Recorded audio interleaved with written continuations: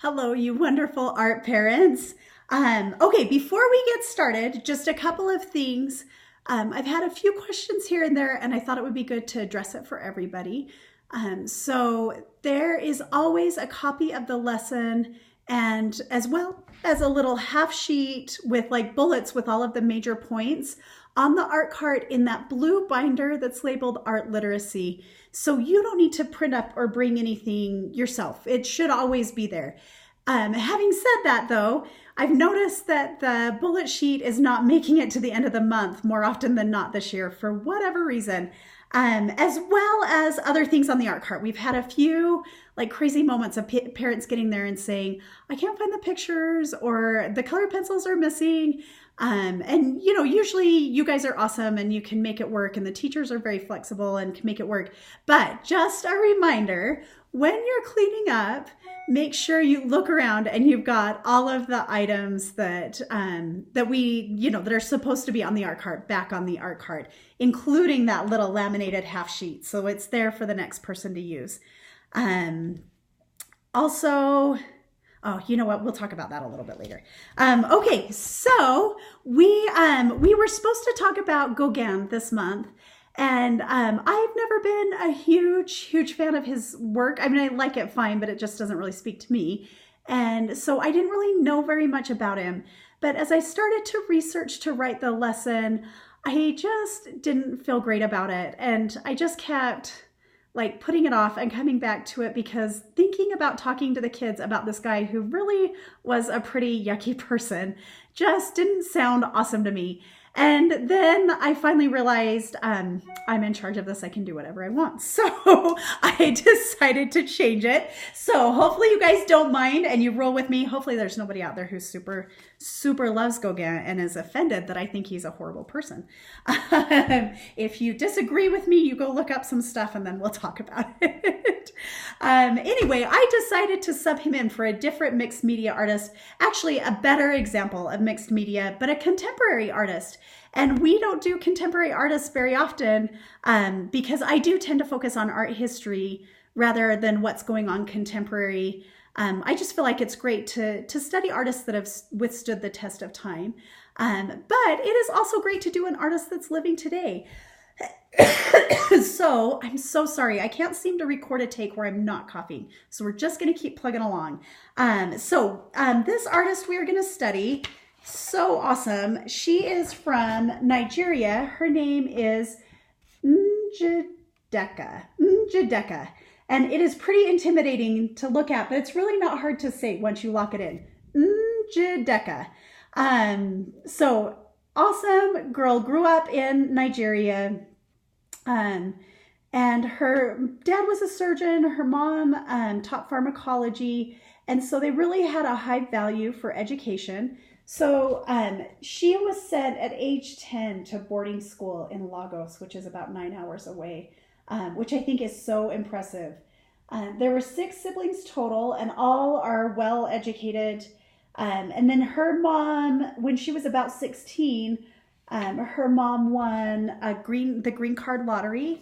And so she was able to send all of her brothers and sisters to America to study. And she came here originally to study medicine and started taking art classes, just like community ed classes, and really loved it. And then when she didn't get into her first choice for med school, which was Johns Hopkins, she's awesome. She kind of started to reevaluate and said, I really think what I want to be doing is art. And so she changed course, changed her studies from biology to art to fine arts, and graduated with her master's from Yale in 2011, and was immediately selected to be the artist in residence at the studio at Harlem, which is a very prestigious, that's a really prestigious position. The studio at Harlem is a big deal, especially for like African Americans. It's the place where a lot of careers have been launched. Really impressive. And then she's gone on to just keep doing really amazing things. born in 1983, so she's a few years younger than me. I always think it's interesting for the students to just take a minute and kind of put a person's age into perspective. So like when we did Da Vinci, I think he was born in 1543. I think that's right. So we talked about, I just wrote up on the board, 1543, 2020. Let's do the math on this. How old was he? Man, he's so old, right? And he lived so long ago. Or for our more modern artists, like say we were doing Gauguin, I would say, he's older than your grandparents, but maybe about the age of your great-grandparents, maybe great-great-grandparents. And that just kind of helps, I think it helps humanize these artists for the students. And this is a fun one because you can say, oh, she's 3 years older than me, or she's 2 years younger, or whatever. So she is living in Los Angeles currently, working there. She has one son, and she is married to a musician. I looked up his work. If you like techno stuff, you will love it. Let me find this here.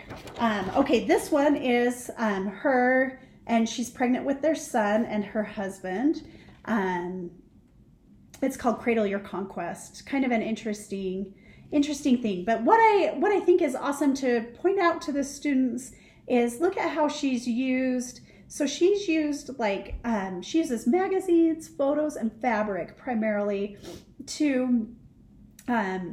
uses acetone transfer to put them onto paper if she needs to. And then they go up into the canvas, and look at how she's taken the shading on her husband here and her whole arm is this really cool, intricate design. You can see even the white tiles on the floor, and I just point out and look. For a lot, she likes to use Nigerian magazines, and she says she really likes that because to her, while she lives in the United States, she feels like she is an American, but ultimately she's a Nigerian. And she said she really likes to bring a piece of her culture. So have things in the pictures that have words that that most of the people viewing may not understand, or symbols or objects that may not be immediately recognizable to us. But it gives us a chance to see, a little bit about a different culture. And then one other thing she uses that I love is this picture fabric.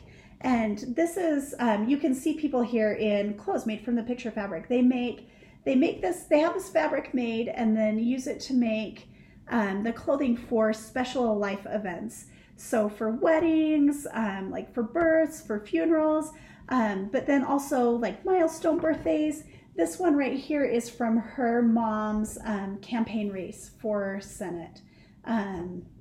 So it's got her mom and, her information. And I just think that's so awesome. What a cool thing to put into your pictures. So all of her scenes are very domestic, meaning they show scenes from everyday life, but they have all of this other information crammed into this space. It is just all of this information and texture, which I think is so cool, so interesting. So today we're going to do kind of the same thing.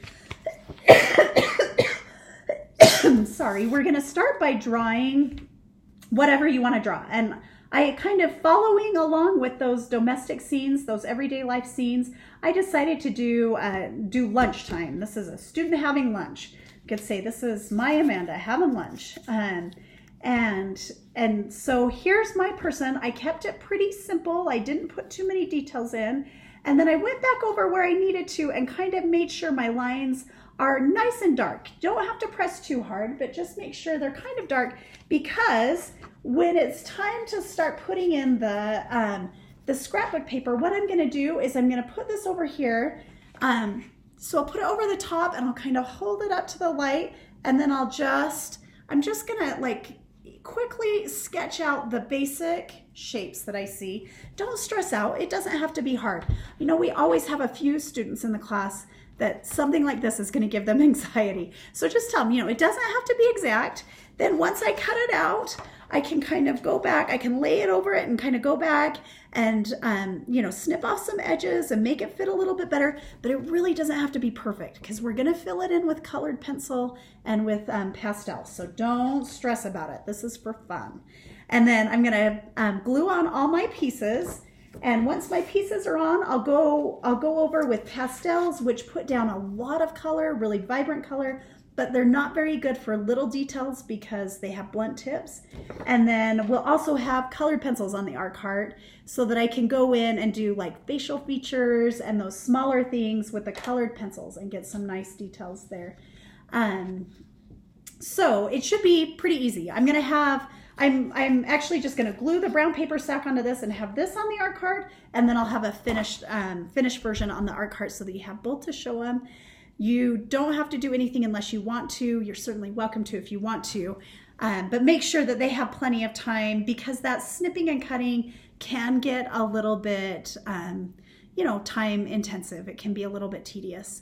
I will put scissors on the art cart. Let's just really make sure they make it back on the art cart. They are sharper scissors also. So maybe for like kindergarten and first grade, maybe still have them use their scissors. They're still safety scissors, but they're scissors that can cut fabric. So they're a little bit sharper. And then as always, please don't hesitate to call, text, email me if you have any questions, need anything at all. You guys are awesome. Thank you so much for the time you put in to doing this. I love art literacy. I think it's such a great program. Hope you guys have a great one. Thanks.